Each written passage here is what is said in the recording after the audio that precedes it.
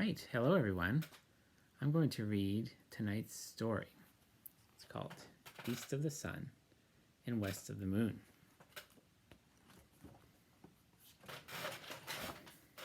And we start off with nice pictures of bears.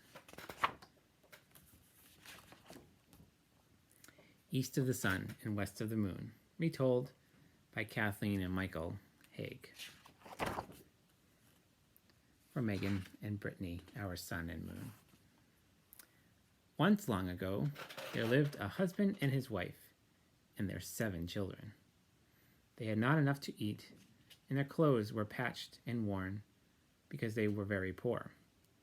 The 7 children were all quite beautiful despite their ragged clothing. But the loveliest of them all was the youngest daughter, who was as breathtaking as the first spring flowers. There's a little,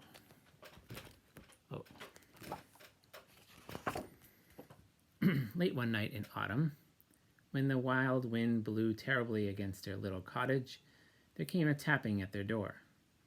The family was huddled by the fireside, keeping busy hand in mind, trying very hard not to hear the wind's horrible howl. Thus it was a while before they heard the tap, tap, tapping on their door.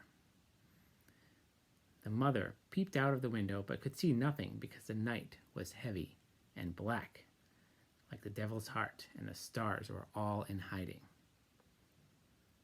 It was the father who went to the door and slowly opened it. On the doorstep stood a bear, the largest bear the poor man had ever seen, and its color was purest white. "Good evening to you," said the bear. "Good evening," said the man. "Would you like to be as rich as you are now poor?" "Oh, yes," said the man eagerly, for he believed that a bear that could talk must be gifted with magical powers, and the granting of riches would surely not be beyond him. "Then you must give me your youngest daughter," replied the bear. The poor man was troubled at hearing this. He wished to be rich and enjoy finer life, but his heart ached to think of giving his lovely daughter to the strange bear. "I must ask my daughter," said the man, "for only if she consents will I do as you ask." The man closed the door and told his wife and children about the white bear and the proposal he made. All of the children, except the youngest, became quite excited. They talked about the wonderful things that the great riches could buy, and they begged the youngest to accept the arrangement. The mother and father also silently wished she would accept the white bear's offer. "The white bear," they said, "must certainly be magic, and you would probably be made a grand queen somewhere. And after all, your life must prove better with the bear than here, where we barely have enough to eat." "No, no, no," replied the youngest daughter. She covered her ears so as to not hear their pleas. The father went outside again and told the white bear to come back in a week and receive his answer. This the white bear did, and then disappeared into the darkness. All that week, the family gave the youngest daughter no peace till she finally agreed to go to their request to go. When at last she made up her mind to go with the white bear, she put on a pleasing manner because she felt it was always best to accept things as they are and to do as well as one could in all situations. She washed and mended her clothes, which were rags, and made herself as smart as she could. Then she placed all she had in a bundle and waited her fate. Late that evening, the white bear came. The youngest daughter was there to greet him. "Do you come with me?" asked the white bear. "I do," said the young girl, and then she seated herself on his back, and they left. They traveled the whole night in the direction of the distant mountains. The sky was the rainbow colors of sunrise when the white bear finally spoke. "Are you afraid?" he said. "No, I am not," said the girl. "Still, hold to me tightly," said the white bear, "for we have come to the very roots of the great mountains.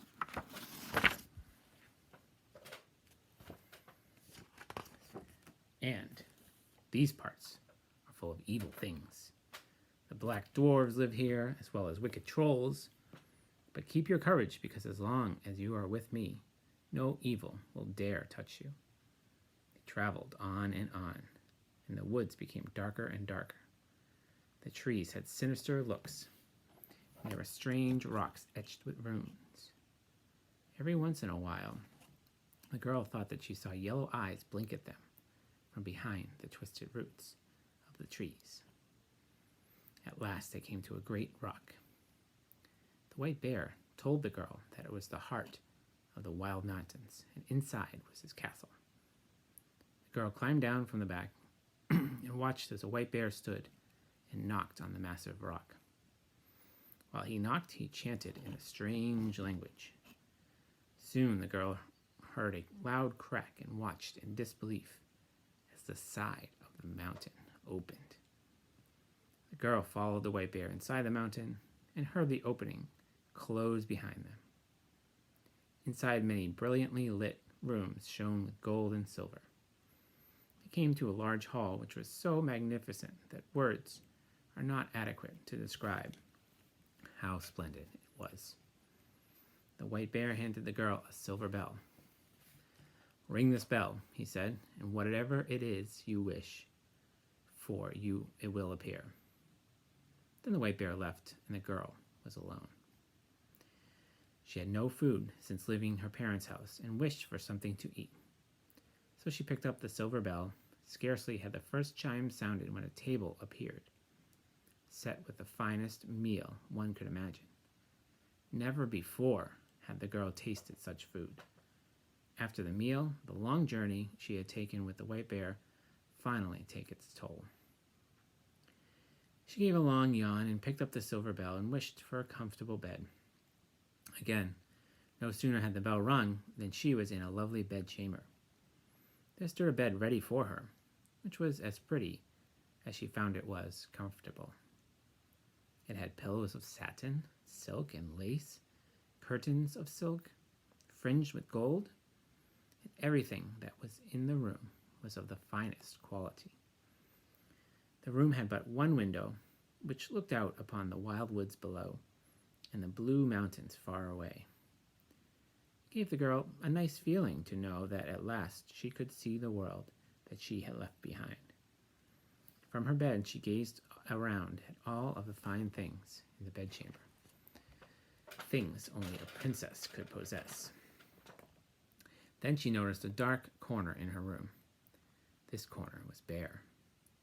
It had none of the beautiful furnishings, as did the rest of the room. Instead, there was only a stone slab upon the floor. In the morning, she thought she would ask the white bear its meaning, but for now, she only wanted to sleep. She blew out the candle and pulled the soft blankets up to her chin. The moonlight drifted gently into the room through the window, and she was comfortably on the edge of sleep. She heard her bedroom door open. The white bear entered, walked past her bed and over to the stone slab in the corner. There was a twinkling of lights, and the white bear disappeared, leaving in his place the dim form of a young man who laid himself down upon the stone slab and went to sleep. The same occurrence happened every night when the candle's light was blown out. The young girl never spoke of it in daylight, fearing the white bear might become angry. Except for this strange happening, all went well and happily for some time. And here's the picture of the bear changing into a man. But then the girl began to feel very sad and sorrowful in her solitude, and she longed to see her family again. The white bear asked the girl one day what it was that made her so sad and how he could make her happy again. "As much as I enjoy your company," she said, "I miss my father and mother, and brothers and sisters. I am very lonely because I cannot visit them." "There might be a cure for that," said the white bear, "if you would but promise on your visit never to talk with your mother alone but only in the company of others. She will wish to speak with you alone, but you must by no means do so, or you will bring great pain to us both." The young girl gave her promise, and on the next day they journeyed back through the dark woods to her father's house. At last they came to the large mansion at the edge of the forest, and it was a pleasure to look at. "This is the dwelling of your family now," said the white bear. "But do not forget what I have said to you, or you will do much harm, both to yourself and to me." "No, indeed," she said, "I shall never forget. I promise." "Then I will come for you when 1 week has passed." And then the white bear left. There were such rejoicings when she went into her parents' house. All the family said that they could never be grateful enough for all that she had done for them. Now they had everything that they ever wanted, and everything was as good as it could be. They all asked her how she was getting on, where she was. All was well with her, too, she said. She had everything that she could want. In the afternoon, after they dined at midday, all happened just as the white bear had said. Her mother wanted to talk with her alone in her own chamber, but she remembered what the white bear had said and would not go on any account. "What we have to say can be said at any time," she answered. But her mother at last persuaded her, and she was forced to tell the whole story of her life with the white bear as well. She told how every night, when the candle went out, the white bear would enter her room and change into the form of a young man. Now she never saw him, because he always went away before it grew light in the morning. She added that continually went about in sadness, thinking how happy she would be if she could but see him, and that all day long she had no companion except the bear. The mother was dismayed at the girl's loneliness, and fearful that the man who appeared each night was likely a terrible troll. So here is the girl with the white bear when they got there. "I will show you a way to see him," said her mother. "You shall have a bit of one of my candles, which you can keep hidden in your skirt. Look at him with its light when he is asleep, but take care not to let its tallow drop upon him." All too suddenly the week passed, and it was time to go back to the white bear's castle in the mountain. The young girl was sad to leave, but was happy at having seen her family once again, all looking so very happy and well. She took the candle that her mother had given her and hid it in her skirt. When evening came near, the white bear came to fetch her. After they had gone some distance, the white bear asked her if everything had not happened just as he foretold, and she had to admit that it had. "Then, if you have done what your mother wished," he said, "you have brought great sadness upon us both." "No," she said, "I have not done anything at all." The white bear said not another word as they journeyed through the dark woods on their way back to his castle in the mountain. So when they had reached home, and the young girl had gone to bed, it was just the same as it had been before. The white bear came into her bedchamber, shed his bear form in the twinkling of a light, revealing again the form of the young man who laid himself upon the stone. Later, when she could hear his steady breath of sleep, she got up, lit her candle, and let its light shine upon his face. He was the handsomest man her eyes had ever beheld, and she loved him at once, so much that it seemed she would die if she did not kiss him at that very moment. So she did kiss him, but while she was doing it, she let 3 drops of hot tallow fall upon his shirt, and he awoke. "What have you done now?" he said. "You have brought misery upon us both. If you have but waited for the space of 1 year, I should have been free. I am a prince, but I have a stepmother who is a troll, and who has bewitched me so that I am a white bear by day and a man by night. But now all is at an end between you and me, and I must leave you and go to her. She lives in a castle that lies east of the sun, and west of the moon. And there, too, lives a princess with a nose that is 3 ells long. Now she is the one I must marry." The girl wept and lamented, but all in vain, for he was bound to go. Then she asked if she could not go with him. "No," he answered, "that could not be."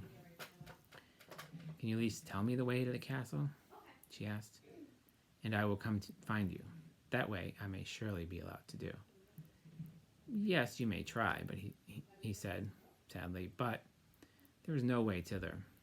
It lies east of the sun and west of the moon, and you would never find your way there." When she awoke in the morning, both the prince and the castle they had lived in were gone. She found herself lying on a small green patch in the midst of the dark, thick woods. By her side lay the selfsame bundle of rags that she had brought with her from her own home. So when she had rubbed the sleep out of her eyes and wept till she was weary, she set out on her way. She walked for many and many a long day and night through the Troll's dark woods. Finally, she came in view of a very strange hut in the middle of the forest. The house seemed to grow out of a huge tree, and outside it an aged hag was sitting, playing with a golden apple. The girl asked if she knew the way to the prince who lived with his stepmother in the castle that lay east of the sun and west of the moon, and who was to marry a princess with a nose that was 3 ells long. And before we go on, here is a woman finding the man sleeping that she fell in love with. "How do you know about him?" inquired the hag. "Is it you who ought to have had him?" "Yes, indeed I should," she said. "So it is you, then?" The old hag said, "I know nothing about him, but that he dwells in a castle that is east of the sun and west of the moon. You'll be a long time getting to it, if you ever get to it at all. But you should have the loan of my horse. Then you can ride on it to an old woman who is a neighbor of mine. Perhaps she can tell you about him. When you have gotten there, just strike the horse beneath the left ear and bid it to go home again. Take this golden apple with you. You may need it."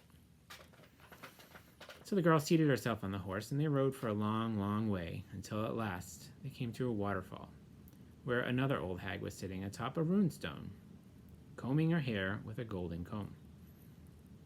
The girl asked her if she knew the way to the castle that lay east of the sun and west of the moon, but she said what the first old woman had said.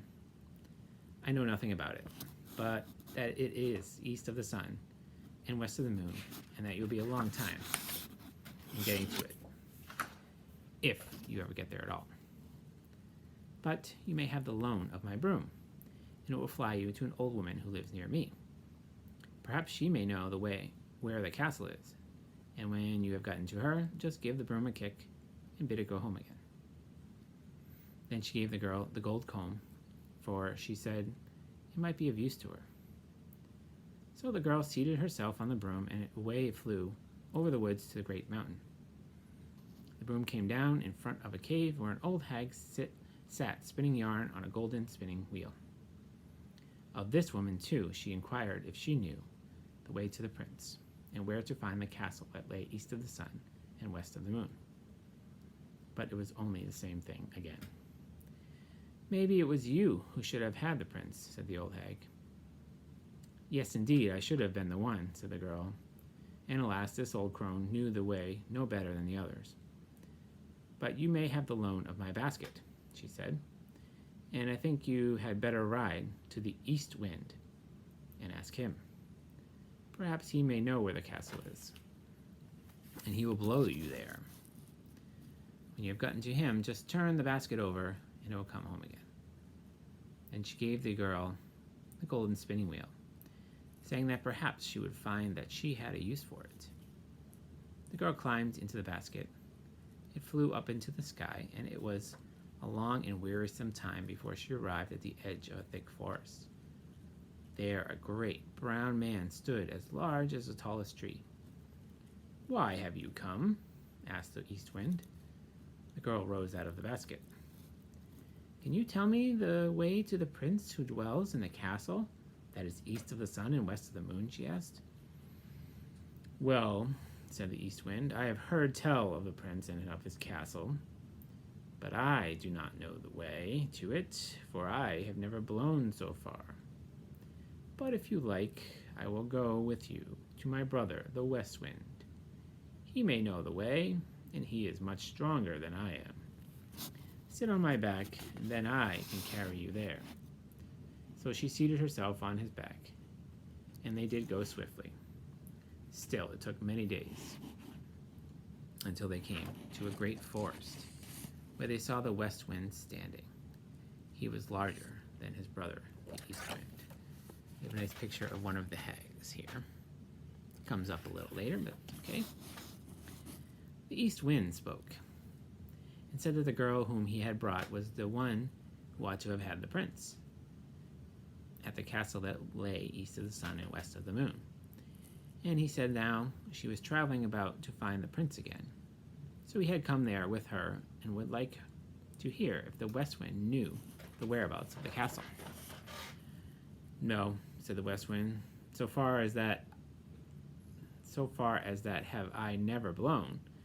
But if you like, I will go with you to the South Wind, for he is much stronger than either of us, and he has roamed far and wide, and perhaps he can tell you what you want to know. You may seat yourself on my back, and then I will carry you to him. So she did this and journeyed to the South Wind. They went a long, long way until they reached the edge of a large desert. She's really getting around. Where sat the South Wind. He was larger than either of his brothers, the East Wind and the West Wind. The West Wind asked him if he could tell the girl the way to the castle that lay east of the sun and west of the moon, for she was the one who ought to marry the prince there. Oh, indeed, said the South Wind. Is that she? Well, I've wandered about a great deal in my time, and in all kinds of places, but I have never blown so far as that. If you like, can you guess what's coming? However, I will go with you to our brother, the North Wind. He is the oldest and the strongest of all of us, and if he does not know where it is, no one in the world will be able to tell you. Sit on my back, and I will carry you there. So she seated herself on his back, and off he went from his desert domain in great haste, for they had a long, long way to travel. Finally they came to a land of ice that they could feel the cold breath of the North Wind a long while before he came into view. The North Wind was by far the largest of the brothers, the East Wind, the West Wind, and the South Wind. And his hair and beard were wild and streaked with icy shades of blue. "What do you want?" he roared, and they froze when they heard him.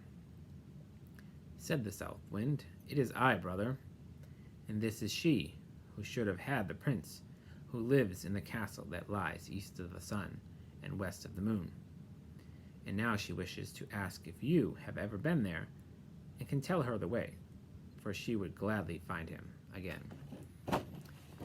"Yes," said the North Wind, "I know where it is.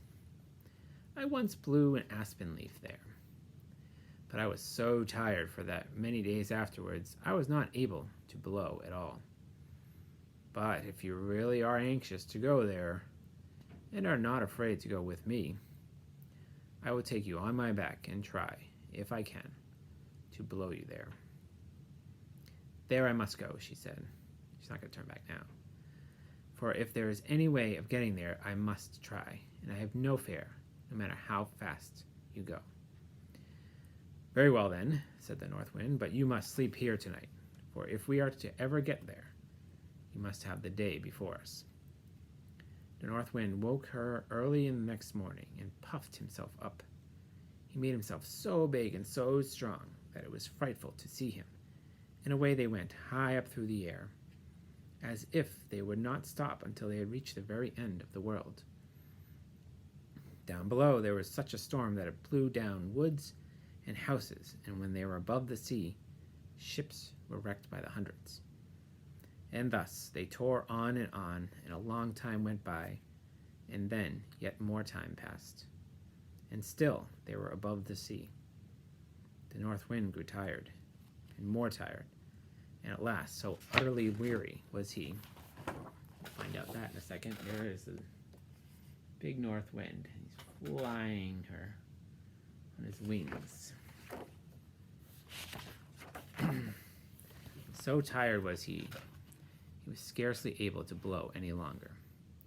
He sank and sank, lower and lower, until at last he went so low that the crests of the waves dashed against the heels of the poor girl he was carrying. But they were not very far from the land, and there was just enough strength in the left in the north wind to enable him to throw her onto the shore, immediately under the windows of a castle that lay east of the sun and west of the moon. Now the north wind was so weary and worn that he was forced to rest for several days before he could go to his home again. The next morning the girl sat beneath the walls of the castle and played with the golden apple. The first person she saw was the maiden with the long nose, who was to have the prince. How ugly she was, words cannot say. "How much do you want for the apple?" said the ugly maiden, opening the window. "It cannot be bought, either for gold or money," said the young girl. "If it cannot be bought either for gold or money, what will buy it? You must say what you please," said the princess. "Well, if I may go to the prince who is here and be with him tonight, you shall have it," said the girl. "You may do that," said the princess, for she had made up her mind to trick the girl. So the princess got the golden apple, but when the girl went up to the prince's room that night, he was asleep, because the princess had given him a sleeping drink. The poor girl called to him and shook him, and she wept, but she could not wake him. In the morning, as soon as the day dawned, in came the ugly princess with a long nose and drove her out again. That day she sat down once more beneath the windows of the castle and began to play with her golden comb. Then all happened as it did before. The princess asked her what she wanted for it, and she replied that it was not for sale, either for gold or money. But if she could go to the prince to be with him that night, the prince could have it. The princess could have it. But when the girl went up to the prince's room, he was again asleep, and let her call him or shake him or weep as she would, he still slept too deeply to wake. When daylight came, the princess with the long nose appeared once more under the castle windows and spun yarn at the golden spinning wheel, and the princess with the long nose wanted to have also. She opened the window and asked what she would take for it. The girl said what she had said on each of the former occasions, that it was not for sale, either for gold or money, but if she could get leave to go to the prince who lived there and be with him during the night, the princess could have it. "Yes," said the princess, "I will consent to that." In case you're wondering what the princess might look like, there she is. The nose that's 3 L's long, and there's our girl who is traveling the world to get to the prince who she ought to be with. Now, in the castle, there were some good folk who had been carried off by the trolls and imprisoned there. They had been sitting in the chamber next to that of the prince, and had heard how a young woman had twice been there, who had wept and called on him to no avail, and they told the prince of this. So that evening, when the prince came once more with her sleeping drink, he pretended to drink, but threw it way behind him, for now he suspected why she brought it. So when the girl came into the prince's room, this time he was awake, and she was able to tell him how she had come in there. "You've come just in time," said the prince. "Tomorrow I am to be married to that ugly princess, and you alone can save me. Now listen carefully to my plan. I will say to my stepmother that before I marry, I want to see what my bride can do. I will ask her to wash the shirt that has 3 drops of tallow on it. This she'll consent to do, for she does not know that it is you who let the tallow fall on it, or that no one can wash it out but one born of good folk. It cannot be done by one of a pack of trolls. Then I will say that no one shall ever be my bride but the woman who can do this, and I know that you can." There was great joy and gladness between them all that night, as they talked of the wonderful life they would share when they were married. The next day, when the wedding was to take place, the prince said as planned, "I must see what my bride can do." "That you may do," said the stepmother, who was a troll hag and even uglier than the princess, with a nose 3 ells long. "I have a fine shirt that I want to wear as my wedding shirt, but 3 drops of tallow have somehow gotten upon it and must be washed away. I have vowed that I will marry no one but the woman who is able to do it, for if she cannot do that, she is not worth having." "Well, that is a very small matter," said the stepmother, and the ugly princess agreed to do it. She immediately began to wash the shirt. The more she washed and rubbed, the larger grew the spots. "Ah, you cannot wash it all." "Give it to me," said the old troll hag. But she too had not had the shirt very long in her hands before it looked worse still. And the more she washed and rubbed it, the larger and blacker grew the spots. So the other trolls tried as well to wash it, and what a frenzy they made trying to clean the shirt. But the more they tried, the blacker and the uglier it grew, until at length it was as black as it had been up a chimney. "Oh," cried the prince, "not one of you is good for anything at all. There is a beggar girl sitting outside the window, and I'll be bound that she can wash better than any of you. Come in, you girl there," he said. So she came in. "Can you wash this shirt clean?" "Oh, I don't know," she said, "but I will try." And no sooner had she taken the shirt and dipped it in the water than it was white as the driven snow, and even whiter than that. "It is you who shall be my princess," said the prince. So here we have a picture of the trolls trying to wash and the big finale.